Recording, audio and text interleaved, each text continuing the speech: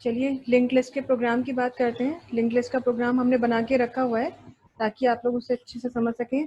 देखिए बहुत ध्यान लगा करके आपको इस चीज़ को समझना है क्योंकि ये प्रोग्राम थोड़ा सा ट्रिकी है, थोड़ा लंबा भी ज़्यादा है। और एक्चुअली क्या है कि इसको हमने एक ही प्रोग्राम में बना दिया है। आप चाहें तो इसी के पार्ट्स करके अलग अलग फंक्शंस बना सकते हैं, लेकिन हम आपको पहले भी बता चुके हैं कि लिंक लिस्ट का कोई भी क्वेश्चन यदि प्रोग्राम आता है एग्जाम में तो आपको उसमें लिस्ट को क्रिएट करना और लिस्ट को डिस्प्ले करना और लिस्ट में एलिमेंट ऐड करना तो करना ही करना है ना। तो ये 2-3 चीज़ें आपको करनी है, इसलिए जो है आप इस प्रोग्राम को बहुत अच्छे से समझें। फंक्शंस के थ्रू पूरा प्रोग्राम दिखाया गया है, आप बहुत ध्यान लगा करके इसे समझिएगा। कोई डाउट है इस प्रोग्राम को दोबारा एक बार क्लास दोबारा देखिएगा इसका वीडियो, और जो डाउट हो, जिस लाइन में डाउट हो उस लाइन को नोट कर लीजिए कि मुझे इस लाइन में या इस फंक्शन में ये चीज़ को समझने में दिक्कत है, आप बताइएगा तो हम उसे दोबारा क्लैरिफाई कर देंगे। आज हम केवल आपको एक नोड को क्रिएट करना और नोड में एलिमेंट ऐड करने के बारे में बात करेंगे। डिलीशन की बात हम आज नहीं करेंगे। तो पहले हम इसके कुछ पोर्शंस को जो है डीएक्टिवेट कर देते हैं ताकि आप उसे अच्छे से समझ सकें। यहाँ पर कुछ काम जो है हम इसका हटा देते हैं।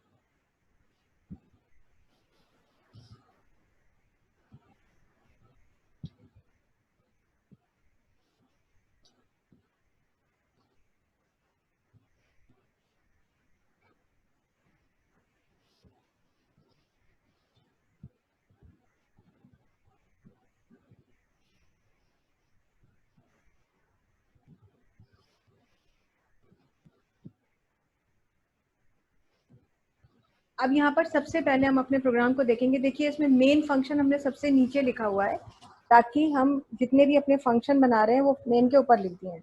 उससे हमें ये फायदा मिला कि जो हमारे फंक्शंस थे उनको आपको प्रोटोटाइप यानी कि फंक्शन को डिक्लेरेशन करने की कोई मेहनत नहीं करनी पड़ी।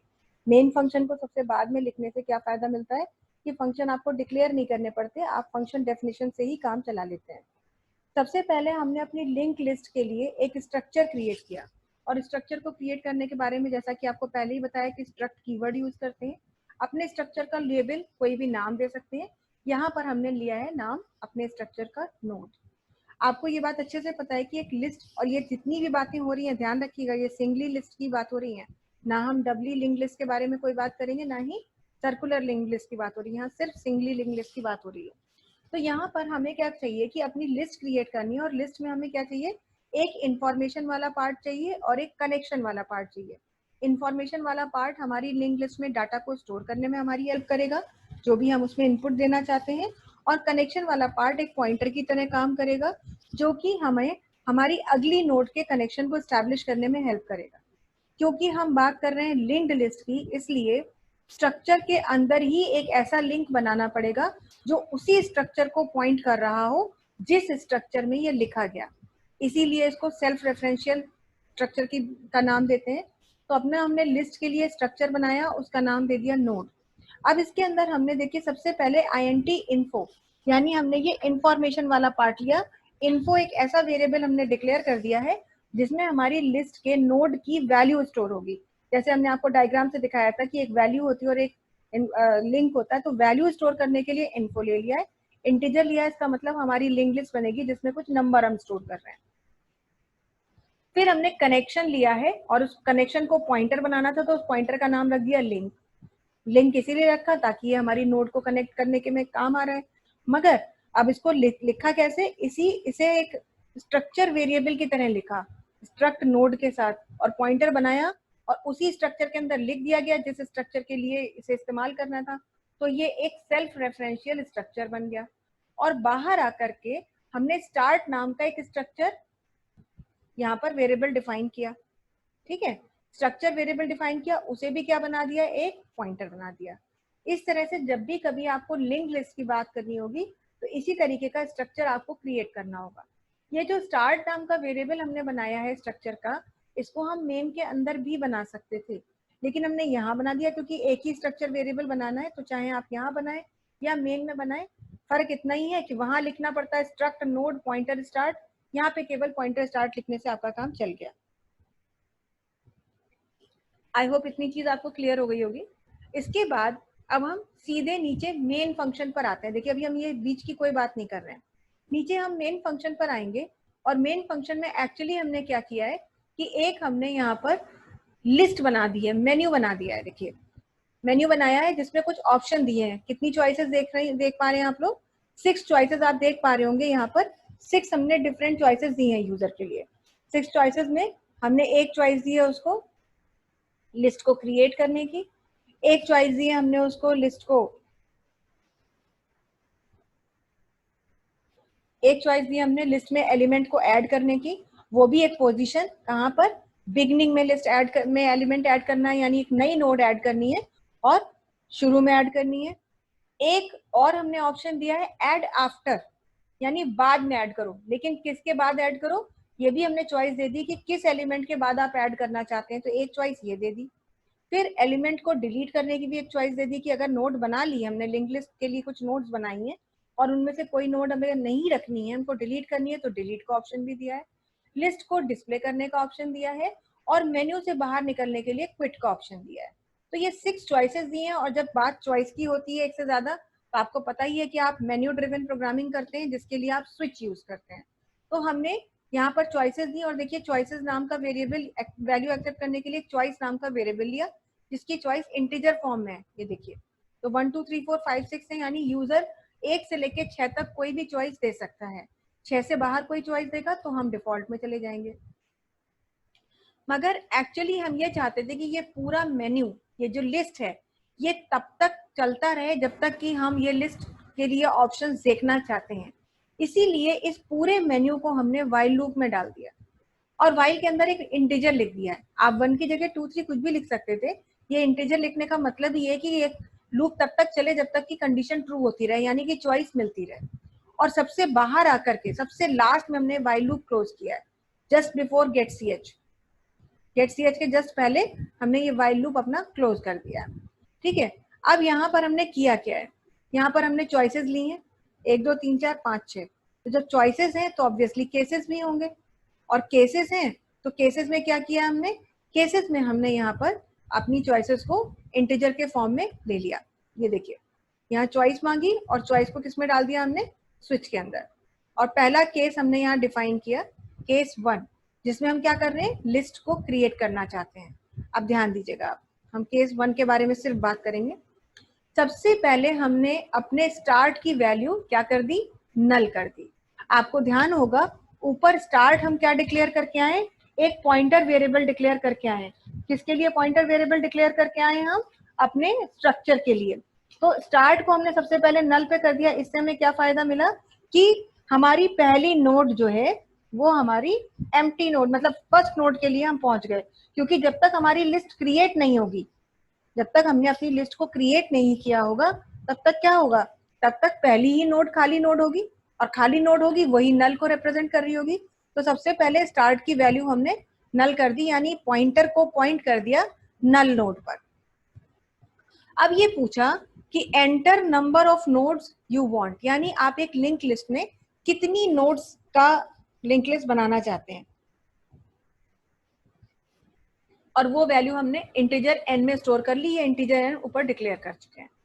उसके बाद 0 से लेकर के n तक का लूप चला, यानी अगर हमने कहा हम 5 नोड्स का लिस्ट बनाना चाहते हैं तो 0 से लेकर के 4 तक का लूप चलेगा। और हर बार जब हम लूप में आएंगे तो यहाँ हमने कहा एलिमेंट डालिए, यानी वो वैल्यू डालिए, यानी नोड का इन्फो पार्ट यहाँ पे एक्सेप्ट कर रहे हैं। वो वैल्यू किस में स्टोर हो रही है, m में। जैसे ही वैल्यू m में आई, यानी कि पहली बार नोड में वैल्यू आ रही है, तो उसके तुरंत बाद वो वैल्यू किस फंक्शन के थ्रू, यहाँ एक फंक्शन कॉल हो गया। क्या नाम है फंक्शन का, क्रिएट। और क्रिएट के अंदर m एक आर्ग्यूमेंट की तरह पास हो गया। m वैल्यू पास होगी क्रिएट फंक्शन के थ्रू, यानी कंपाइलर जैसे इस लाइन पे आएगा वो सीधे ढूंढेगा क्रिएट फंक्शन कहाँ लिखा हुआ है। और क्रिएट फंक्शन को ढूंढने के लिए कंपाइलर सीधे जैसे ही उसे लिंक मिलेगा, उसे कनेक्शन मिलेगा क्रिएट फंक्शन का, तो देखिए ये हमारा क्रिएट फंक्शन है। ये स्ट्रक्चर के जस्ट बाद हमने ये लिखा हुआ है, मैं इसे हाईलाइट कर दे रही हूँ आप लोगों के लिए। ये हमारा क्रिएट फंक्शन है, यानी जैसे ही वहां पे m की वैल्यू इनपुट की जाएगी और फंक्शन कॉल होगा, तो m की वैल्यू कॉपी होकर के यहाँ कहाँ आ जाएगी, डाटा में। ठीक है, फंक्शन कॉल हुआ। अब इसके अंदर हमने क्या किया, फिर 2 पॉइंटर बना दिए। एक q नाम का पॉइंटर बना दिया, एक tmp नाम का पॉइंटर हमने बना दिया। और अब टीएमपी में हमने मेमोरी को एलोकेट किया। आपको ध्यान होगा काफी जब हम कुछ वो कर रहे थे, क्या नाम है, हमने स्टोरेज क्लासेस बताई थी, शायद तब आपको बताया था कि मेमोरी को एलोकेट करने का फंक्शन होता है मैलॉक, है ना। मैलॉक एक ऐसा फंक्शन होता है जो कि मेमोरी मैनेजमेंट के लिए यूज किया जाता है। और मेमोरी मैनेजमेंट का यूज का मतलब ये है कि आप डायनेमिक मेमोरी पे काम कर रहे हैं, यानी जितनी मेमोरी की जरूरत है during the run time, during the execution of your program, उतनी ही मेमोरी एलोकेट हो जाए। तो यही वो फंक्शन है जिसकी मदद से मेमोरी एलोकेट होगी, और कुछ भी नहीं करना। बस क्या करना है, एक पॉइंटर को हमने लिया है और उसमें मेमोरी को एलोकेट करने का फंक्शन डाला, मेमोरी एलोकेशन के लिए फंक्शन लिख दिया, मेमोरी एलोकेट करो। मगर कितनी एलोकेट करो, उसके लिए लिखा यहाँ पर उसी के अंदर साइज ऑफ ऑपरेटर। शुरुआत में बिल्कुल जब हमने बिल्कुल सी लैंग्वेज की बेसिक्स बताए थे तो आपको एक साइज ऑफ ऑपरेटर के बारे में बताया था और कहा था लिखते एक फंक्शन की तरह है लेकिन बोलते इसे एक ऑपरेटर है, और इसका काम होता है ब्रैकेट के अंदर दिए हुए किसी भी डेटा टाइप का साइज रिटर्न करना। जैसे अगर आप INT लिख दोगे साइज ऑफ के अंदर तो ये रिटर्न करेगा 2, फ्लोट लिख दोगे तो रिटर्न करेगा 4, डबल लिख दोगे तो 8, कैर लिखोगे तो 1। क्यों? क्योंकि इसका काम है उतने ही बाइट्स को ऑक्यूपाई करके उसका साइज रिटर्न करना, जितनी मेमोरी यहाँ, जितना डेटा टाइप जो यहाँ दिया है वो जितनी मेमोरी ऑक्यूपाई करता है। यहाँ पर इस बार क्या दे दिया है, पूरे स्ट्रक्चर का नाम दे दिया है। तो उस स्ट्रक्चर की टोटल मेमोरी जो ऑक्यूपाई हो रही है वो साइज ऑफ ऑपरेटर से हो रही है, और फंक्शन कौन सा लिखा गया है, मैलॉक, यानी कि इस स्ट्रक्चर के साइज की बराबर मेमोरी एलोकेट कर दीजिए। तो टीएमपी पॉइंटर मेमोरी को एलोकेट कर रहा है, और उसके इस वजह से ही एग्जीक्यूशन के दौरान जितनी मेमोरी की रिक्वायरमेंट होगी उतनी मेमोरी आपको मिलेगी। अब हमने यहाँ पे क्या किया कि टीएमपी के इन्फो पार्ट में डेटा की वैल्यू डालना चाहते हैं, डेटा जो वैल्यू m की कॉपी हो गई यहाँ पे। अब ये देखिए यहाँ पे हमने बोला ना टीएमपी का इन्फो, का जब हम बोल रहे हैं तो यहाँ पर का के लिए हमने एक सिंबल यूज किया है, एक लाइन मतलब हैश सॉरी डैश बनाया है जिसे हम हाइफन बोलते हैं, और यहाँ पर हमने ग्रेटर देन का साइन लगाया है। ये साइन आपको ऐसे ही लगाना है क्योंकि यहाँ पर जब भी आप नोड के लिए, एक लिंक लिस्ट की नोड के इन्फो या कनेक्शन को आप रिप्रेजेंट करोगे तो यहाँ पर इस सिंबल से ही रिप्रेजेंट किया जाता है, बीच में कोई स्पेस नहीं देनी है, पूरा का पूरा एक साथ लिखना है। तो हम चाहते हैं कि टीएमपी के इन्फो पार्ट में डेटा वैल्यू आ जाए, तो उसके लिए हमने कहा कि टीएमपी के इन्फो में क्या आ जाए, डेटा की वैल्यू, यानी जो वैल्यू m में आई है वो कॉपियों के डेटा में आ गई, वो हमारी जो टीएमपी नोड यानी जो हमारी नोड बन रही है उसके इन्फो में चली जाए डेटा की वैल्यू। और टीएमपी का कनेक्शन यानी जो लिंक है, याद होगा लिंक आप पॉइंटर बना के आए स्ट्रक्चर के अंदर, ये तो टीएमपी का जो कनेक्शन है, जो लिंक है, वो किसके बराबर हो जाए, नल के बराबर। ऐसा करने से क्या होगा कि आपकी जो पहली नोड है वही नल को रिप्रेजेंट करने लगेगी, ठीक है, वो आपकी पहली नोड नल को रिप्रेजेंट करने लगेगी। लेकिन अब हमें ये भी तो देखना है कि हमारी लिंक लिस्ट खाली है या नहीं है। अगर खाली है तो दूसरी तरह से काम शुरू होगा, और अगर खाली नहीं है, पहले से उसमें नोड्स पड़ी है, तो दूसरी तरह से काम होगा। तो इसी के लिए हमने ये कहा कि यदि स्टार्ट बराबर नल है, यदि स्टार्ट की वैल्यू नल के बराबर है तो स्टार्ट के अंदर किसकी वैल्यू डाल दीजिए, टीएमपी की वैल्यू डाल दीजिए। भाई जाहिर सी बात है कि अगर आपकी लिंक लिस्ट एम्प्टी है तो पहली वैल्यू जो टीएमपी में आई है वही स्टार्ट के अंदर डाल दीजिए, और अगर नहीं है तो क्या करिए, देखिए पहली बार जब आप अपनी लिंक लिस्ट क्रिएट कर रहे होंगे और पहली नोड डाल रहे होंगे तो जाहिर सी बात है पहली कंडीशन ही ट्रू होगी क्योंकि उसमें कोई नोड बनी ही नहीं है। लेकिन हर बार तो ऐसा नहीं है, अगर आप बाद में और नोड्स क्रिएट करते हैं, जैसे हमने कहा हम 5 वैल्यू डालना चाहते हैं, 5 नोड्स बनाना चाहते हैं, तो पहली नोड के लिए तो ये कंडीशन ट्रू हो गई और आपका काम हो जाएगा। लेकिन जब आप दूसरी नोड डाल रहे होगे तो फिर थोड़ी ना स्टार्ट की वैल्यू नल होगी, क्योंकि तब तो स्टार्ट में ऑलरेडी एक वैल्यू आ चुकी होगी। तो इसके लिए ही क्या कहा कि जब स्टार्ट नल हो तब तो स्टार्ट में टीएमपी की वैल्यू डालिए, नहीं तो क्या कीजिए, क्यू भी हम एक पॉइंटर ले चुके हैं, ये देखिए यहाँ पर हमने लिया है और ये हमारे स्ट्रक्चर के ही वेरिएबल है। क्यू में स्टार्ट की वैल्यू डाल दीजिए और ये लूप तब तक चलाइए जब तक कि क्यू का लिंक नल तक ना पहुंच जाए, यानी आगे बढ़ते रहिए और ऐसा तब तक करिए जब तक कि नल तक ना पहुंच जाए। इसका मतलब क्या है कि ऐसा तब तक करिए जब तक कि आप लास्ट नोड तक ना पहुंच जाए, और लास्ट नोड तक ना पहुंच जाए यानी हर बार डेटा की वैल्यू आएगी, हर बार डेटा की वैल्यू आपकी जो है वो वहां उसमें चली जाएगी, स्टार्ट में जाएगी, स्टार्ट चेक होगा, स्टार्ट अगर नल है तो वो पहली नोड बनेगी, नहीं तो हर बार स्टार्ट की वैल्यू क्यू में स्टोर होगी। फिर क्यू के लिंक को चेक करते जाएंगे, नल तो नहीं पहुंचा, नहीं पहुंचा। अगर नल तक नहीं पहुंचा तो क्यू में क्यू का लिंक डालिए और क्यू के लिंक में टीएमपी की वैल्यू डाल दीजिए, यानी जो टीएमपी आपका जो है ये नल, तो क्यू में कनेक्शन आता जाएगा उसका, और कनेक्शन में क्या है, नल को पॉइंट करता रहे। सिर्फ इतना करना है आपको, और ऐसा करके आपकी जो है लिस्ट के लिए नोड क्रिएट हो जाएगी। एक बार में एक ही नोड क्रिएट हो रही है। हर बार जब लूप चल रहा है, आपने नीचे ध्यान दिया होगा कि मेन में आपने 0 से 4 तक का लूप चलाया है, तो हर बार जब लूप चलेगा, जब 0 वैल्यू होगी यानी फर्स्ट टाइम लूप चलेगा, तो डेटा मांगा जाएगा, जो मांगा जाएगा वो यहाँ आएगा और ये इस तरह से फंक्शन कॉल होकर के काम होगा। तो अगर लूप के अंदर 5 बार लूप चलेगा तो 5 बार ये फंक्शन कॉल होगा और आपकी नोड क्रिएट हो जाएगी। क्रिएट होने के बाद अब ऑब्वियस सी बात है कि आपको लिस्ट को डिस्प्ले भी करना पड़ेगा, तो यहीं पर नीचे डिस्प्ले फंक्शन हमने दिया हुआ है, उसको भी डिस्कस कर लेते हैं, क्योंकि नोड को क्रिएट करने के लिए फंक्शन अलग है और नोड को डिस्प्ले करने का फंक्शन अलग है। डिस्प्ले करने के लिए हमने क्या किया, यहाँ पर भी स्ट्रक्चर वेरिएबल तो देखिए लेने ही पड़ेंगे, पॉइंटर, वही तो सेल्फ रेफरेंशियल का काम है। तो यहाँ भी सबसे पहले यही देखेंगे कि अगर स्टार्ट की वैल्यू नल को रिप्रेजेंट कर रही है, इसका मतलब कि नोड है ही नहीं, कोई भी लिस्ट में कोई नोड बनी नहीं है। तो नहीं बनी है तो आप मैसेज कर दो एम्प्टी लिस्ट या लिस्ट इज एम्प्टी। नहीं तो क्या करिए, क्यू में स्टार्ट की वैल्यू डालिए और ये लूप तब तक चलाइए जब तक कि क्यू नल तक ना पहुंच जाए। ये तो एक हमने मैसेज प्रिंट कराया है, क्यू नल तक ना पहुंचे तब तक ये लिस्ट चलाइए, लूप चलाइए, और अंदर क्या करिए, क्या प्रिंट कीजिए, क्यू का इन्फो पार्ट प्रिंट कीजिए। देखिए बेसिक मेन चीज यही है, क्यू का इन्फो, और उसके लिए हमने क्या लिख दिया यहाँ पे, %d स्पेसिफायर लगाया है। हाँ, ये थोड़ा सुंदरता देने के लिए यहाँ पर इसे ब्रैकेट के अंदर और ये सिंबल लगा दिया। ये सिंबल और ये ब्रैकेट ना भी देते तो चलेगा, क्योंकि मेन तो स्पेसिफायर है, पर देखने में समझ में आए इसके लिए ये लगाया। और जैसे ही क्यू का इन्फो पार्ट यानी डाटा पार्ट प्रिंट हो, वैसे ही Q is equal to Q link हो जाए, यानी क्यू में उसका लिंक आ जाए जो कि अगली नोड को पॉइंट कर रहा होगा, और उसके बाद न्यू लाइन प्रिंट हो जाए। खैर, मुझे पता है अभी आपके किसी के कोई चीज ये पल्ले नहीं पड़ी होगी, क्योंकि इसको जब तक आप 2, 3, 4 बार नहीं देखेंगे ये नहीं समझ में आने वाला आपको। फिर भी एक बार हम इसको अब अपने आउटपुट को देख लेते हैं पहले कि हमारा प्रोग्राम क्या कह रहा है। एक बार इसको हमने सेव कर दिया और अब हम इस प्रोग्राम को रन करा रहे हैं।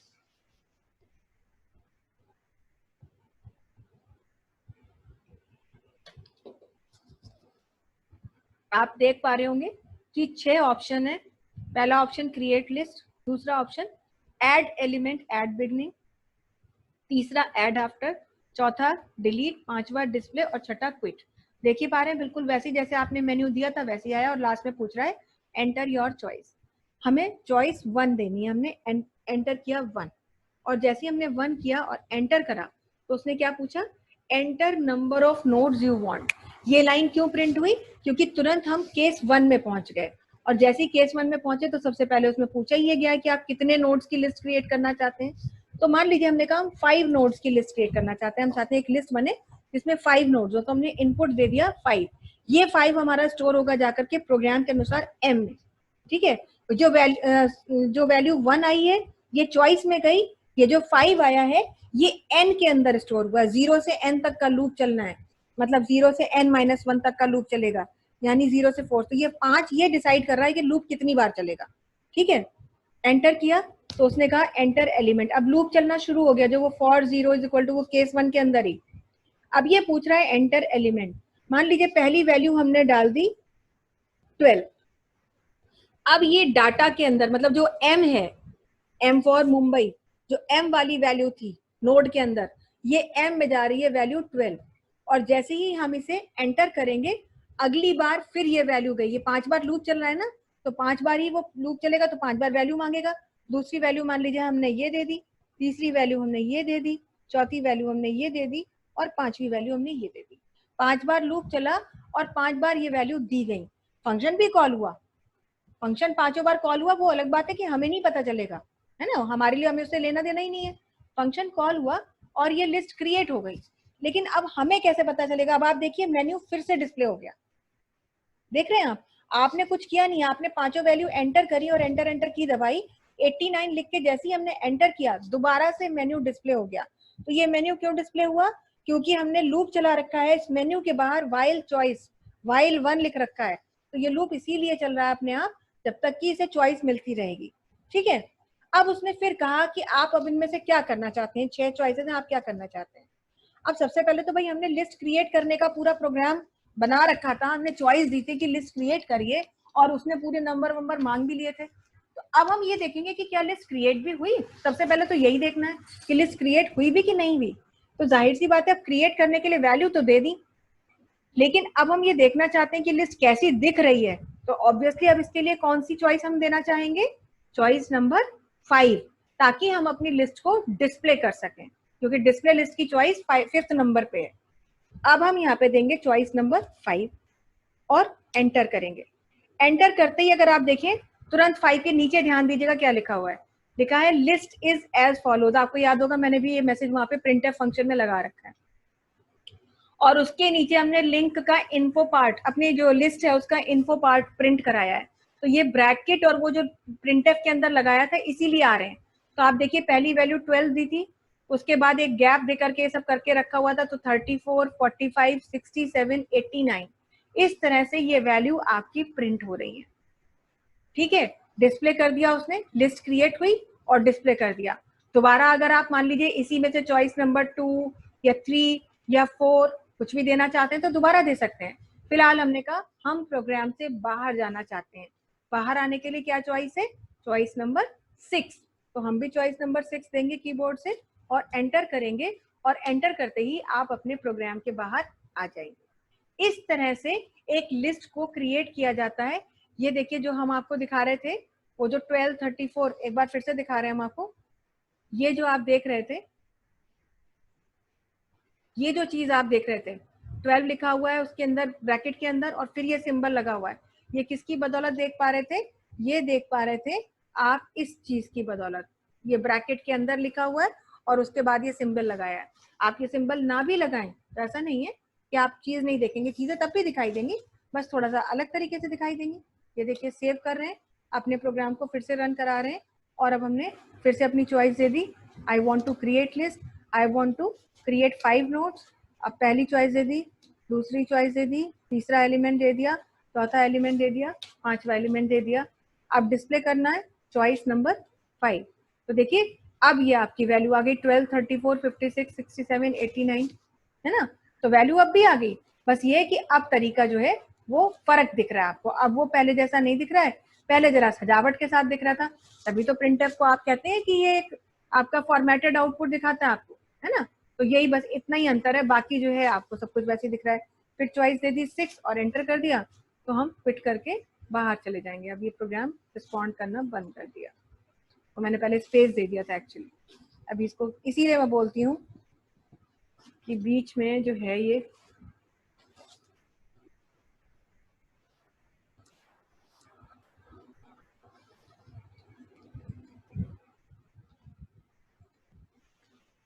इस तरह से जो है इस प्रोग्राम को समझना पड़ेगा। इसको आप ऐसा नहीं कर सकते कि एक ही बार में समझ लेंगे। तो जैसे अगर आपको मान लीजिए दे दिया जाए कि write a program to create a link list of 5 elements या 10 नोड्स या जो कुछ भी है, तो आपको ये फंक्शन बना के ही काम करना है। बिना फंक्शन के तो आपके लिए बहुत दिक्कत हो जाएगी, प्रोग्राम इतना लंबा हो जाएगा कि लिखने में आपको परेशानी होगी। ऐसे क्या है, छोटे छोटे फंक्शंस हैं, उन फंक्शन की मदद से आप उसे समझ भी लेंगे और काम भी कर लेंगे, और ऐसे तो आप नहीं कर पाएंगे, है ना। तो फंक्शंस आपको बनाने तो पहले स्ट्रक्चर का देखिए, फिर क्रिएट करने का देखिए, और मेन फंक्शन देख लीजिए। हाँ, जरूरी नहीं है कि आप मेन में पूरा स्विच डालें, पूरा चॉइस डालें। अगर सिर्फ क्रिएट करना और डिस्प्ले तो 2 ही चॉइसेस डालिए, क्रिएट लिंक लिस्ट और डिस्प्ले लिंक लिस्ट। बस ये 5-6 चॉइसेस देने की जरूरत ही नहीं है। हमने सारी चॉइसेस इसलिए डाली है क्योंकि हम आपको ये सारे काम करके दिखाएंगे। ठीक है, तो ये तो हो गई आपने एक लिस्ट क्रिएट करना और हमने लिस्ट को डिस्प्ले करना देखा। अब हम इसी को प्रोग्राम को दोबारा आपके लिए रन करा रहे हैं। हमने फिर से यहाँ पे दिया कि हमारी चॉइस यहाँ पे 1 है और हम 5 एलिमेंट्स क्रिएट करना चाहते हैं। ठीक है, अब हमने दे दिया 1, 2, 3, 4 और 5। ठीक है, अब हम लिस्ट को डिस्प्ले करना चाहते हैं। ये हमारे एलिमेंट हैं, देखिए पहला एलिमेंट है 12, फिर 34, फिर 56, फिर 78 और फिर 90। अब हम एलिमेंट को बिगनिंग में ऐड करना चाहते हैं, यानी एक और नोड इसमें बढ़ाना चाहते हैं, लेकिन वो कहाँ बढ़ाना चाहते हैं, 12 के पहले। तो हम चॉइस क्या दे देंगे, 2, क्योंकि सेकेंड चॉइस में क्या है, add element at beginning. Enter करेंगे, अब पूछ रहा है क्या ऐड करना है, तो मान लीजिए हमने कहा हम ऐड करना चाहते हैं 62, तो कोई एरर नहीं आई, इसका मतलब मान के चल रहा है कि एलिमेंट तो ऐड हो गया होगा। लेकिन वो हम कैसे देख पाएंगे कि ऐड हुआ कि नहीं हुआ, तो फिर चॉइस 5 देनी पड़ेगी ताकि हम लिस्ट को डिस्प्ले कर सकें। और ये देखिए पहले क्या दिखा रहा था, 12, 34, 56, 78, 90, अब क्या है, अब 62 12 के पहले ऐड हो गया।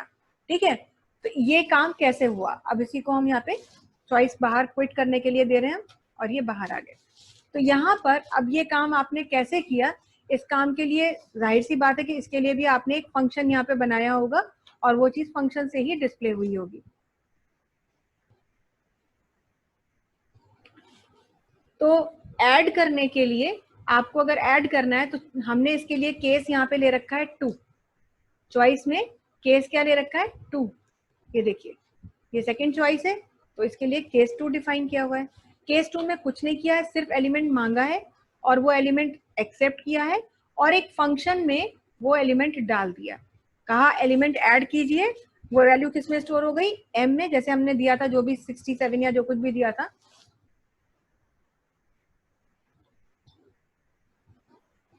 62 दिया था, ये देखिए 62 दिखा रहा है ना, तो 62 हमने यहाँ पे दिया था, तो वो 62 एम के अंदर स्टोर हुआ और यहाँ पर 62 वैल्यू इस फंक्शन के थ्रू चली गई फंक्शन डेफिनेशन के अंदर। एम की ये वैल्यू 62 कॉपी हुई और कहाँ गई, ये गई यहाँ पर एड बिगनिंग फंक्शन में, ये है हमारा एड बिगनिंग फंक्शन। ठीक, डाटा में फिर ये वैल्यू कॉपी होकर क्या थी, 62 वैल्यू डाटा में कॉपी हो गई, अंदर आए, स्ट्रक्चर के लिए एक स्ट्रक्चर पॉइंटर डिक्लेयर किया और मेमोरी एलोकेट कर दी। मेमोरी एलोकेट किए बिना तो काम होगा ही नहीं, क्योंकि अब आपने 5 नोड कहीं थी शुरू में, अब आपने कह दिया साहब हमें एक और ऐड करना है तो आपको एक्स्ट्रा मेमोरी चाहिए होगी, वो मेमोरी इसी से एलोकेट होगी।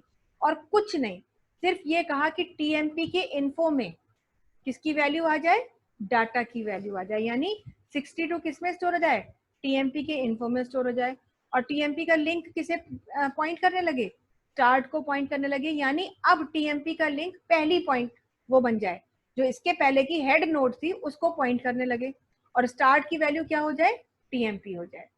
यानी कि एक नई नोड क्रिएट हो, उसमें डाटा, जो नया डाटा आया है, जो नया इनपुट आया है वो उसमें चला जाए, उसका लिंक जो है वो किससे रिप्रेजेंट करे, वो हेड नोड को, जो इससे पहले लिस्ट की हेड नोड थी, हेड नोड याद है ना आपको, सारी की सारी लिंक लिस्ट की पहली नोड कहलाती है हेड नोड, उस हेड नोड को पॉइंट करे और स्टार्ट की वैल्यू टीएमपी हो जाए। इसी को देखिए सेव किया और आपका प्रोग्राम हम रन करा रहे हैं और इस तरह से आप जो भी अपना काम करें। अभी देखिए 4 नोड्स हम क्रिएट करना चाहते हैं, हमने दे दिया 67, 29, 91, 222, ये 4 वैल्यू हैं, डिस्प्ले कराया 5, ये चारों वैल्यू उस तरह से डिस्प्ले हुई, चॉइस दे दी 2, वैल्यू क्या ऐड करनी है 101, ये हो गया, फिर डिस्प्ले करना है 5 और ये देखिए 101 आपका नोड में ऐड हो गया। तो शुरुआत में नोड में ऐड करना, नोड ऐड करना, लिस्ट को क्रिएट करना, लिस्ट को डिस्प्ले करना, ये 3 चीजें हमने आज देखी हैं। इन 3 चीजों को ही आप लोग भी देखिएगा और इसके बाद कल की क्लास में हम लास्ट में, मतलब जहां पे भी चाहे उस जगह नोड को ऐड करना और नोड को डिलीट करना, ये 2 चीजें हम कल सीखेंगे। और इसके बाद प्रोग्रामिंग हमारी खत्म हो गई, बस ये इतना ही था आपका, प्रोग्रामिंग आपकी खत्म हो गई है। अब आपको इसके आगे प्रोग्रामिंग कुछ नहीं करनी है, बस अब आपको जो करना है अपना पूरी थ्योरी, क्योंकि अब उसके बाद हम एल्गोरिदम और फ्लो चार्ट, अगले हफ्ते सी लैंग्वेज का कोर्स पूरी तरह से खत्म हो चुका होगा। बार बार देखिए मैं आपसे बोल रही हूँ, आप लोग प्लीज प्रैक्टिस करते रहें, रिविजन करते रहें। कुछ स्टूडेंट्स सिर्फ डाउट में है, भ्रम में है कि अभी तो एग्जाम की डेट पोस्टपोन होगी, देखिए हो जाए बहुत अच्छी बात है आपके लिए, हम भी कोई ऐसा नहीं है कि नहीं नहीं ना हो, ऐसा हमें लेकर के इस बात को लेकर कोई वो नहीं है, लेकिन फिर भी हम ये चाहते हैं कि अभी क्योंकि कोई नोटिफिकेशन इस तरह का नहीं दिया है नाइलिट ने एग्जाम की डेट एक्सटेंड करने का या कुछ भी, तो प्लीज आप उस भ्रम में ना रहें, इतने लेजर में मत बैठे, आप प्रैक्टिस रेगुलरली करते रहें। प्रोग्रामिंग खत्म हो चुकी है, एक नए सिरे से हम रेमेडियल सेशंस आपको दे देंगे, एक एक टॉपिक के 2-2, 3-3 दिन के सेशन दे देंगे कि भाई आज हम केवल बेसिक डिस्कस करेंगे, ठीक है, तो बेसिक से रिलेटेड अपनी प्रॉब्लम आप नोट करें। आज हम केवल लूपिंग डिस्कस करेंगे तो उससे रिलेटेड, लेकिन भाई उन रेमेडियल सेशंस का एडवांटेज आपको तभी मिलेगा जब आप खुद उन चीज़ों की प्रैक्टिस कर रहे होंगे, क्योंकि कोर्स खत्म करना हमारा ऑब्जेक्टिव बिल्कुल भी नहीं है, ठीक है, और ये हमसे ज़्यादा आप जानते होंगे इस बात को। हमारा ऑब्जेक्टिव है कि चीज़ों को समझ समझ के आगे बढ़ा जाए, ठीक। तो इसलिए हम पूरा अभी हमारे पास टाइम है, बिल्कुल हड़बड़ाहट की ज़रूरत नहीं है, पूरे चैतन्य मन के साथ, धैर्य के साथ आप तैयारी करें।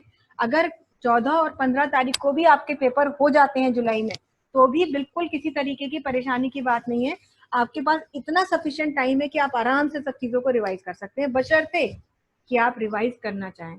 तो देखिए, टेबल के उस तरफ आप ही लोग बैठे हैं, एग्जाम आपको ही देना है, हम सिर्फ आपको सपोर्ट कर सकते हैं पढ़ाने का, रिविजन कराने का और आपके डाउट्स को क्लैरिफाई करने का। उससे ज्यादा हम आपके लिए कुछ नहीं कर सकते, है ना। तो अपने मन से मेहनत करना शुरू कर दीजिए। आप बिल्कुल ये मत सोचें कि एग्जाम डेट एक्सटेंड होगी तब भी एग्जाम आप ही को देना है और कोई पैटर्न नहीं चेंज होने वाला। ये भी मत सोचिएगा ऐसा ना हो ऑनलाइन एग्जाम हो जाए, कुछ हो जाए, कुछ भी हो जाए, प्रोग्राम तो आपको तब भी करने ही पड़ेंगे। और अगर भगवान से भी मनाइए कि कहीं ऐसा ऑब्जेक्टिव हो गया ना, तो फिर आप निकाल ही नहीं पाएंगे पेपर, क्योंकि फिर इतना डिफिकल्ट हो जाएगा। ऑब्जेक्टिव में तो आपको पता है कि या तो नंबर मिला या नंबर गया, तो उस हिसाब से आपको तैयारी कितनी करनी होगी ये आप सोच लें। बहुत ही ज्यादा आपके बेसिक कॉन्सेप्ट्स आपको क्लियर होने चाहिए। तो खैर, लास्ट ईयर के क्वेश्चन पेपर पोर्टल पे जाके देखें, पेपर्स को देख करके थोड़ा सा एक मन में अपने भय उत्पन्न करें कि हाँ इस तरह का पेपर आ गया तो हम कैसे करेंगे, क्योंकि आप खुद उसमें निकाल के देखेंगे तो शायद ही आप 4 सवाल कर पाएंगे अभी, कोई भी जना। तो कम से कम 2014, 15, 16, 17, 18, 14 भी छोड़ दीजिए, 15 भी मान लीजिए छोड़ दीजिए, 16, 17, 18, 19 और 2020 जनवरी का पेपर, इतना भी देख लोगे ना, नैया पार हो जाएगी आप लोगों की। तो प्रोग्रामिंग और सारी चीजें धीरे धीरे खत्म होती जा रही हैं।